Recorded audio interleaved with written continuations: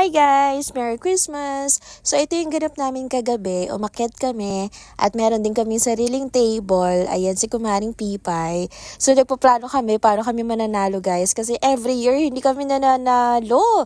So ayan na nga, sumali na kami sa unang game. Tapos ayan yung una naming player, si Kumaring Mai.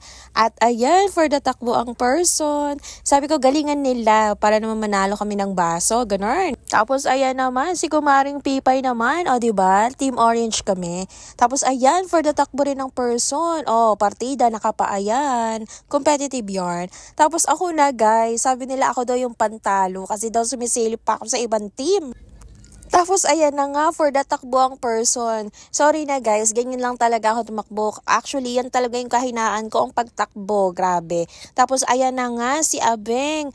Go Mama Beng. O, di ba may pagtalon pa sa upuan. Hindi nyo kinaya yan. Tapos ayan, ang aming engineer. Go Eng. Ay, si Bebe nanood din pala sa kabilang team. Tapos ayan na nga, akala namin mananalo kami pero talo pa rin.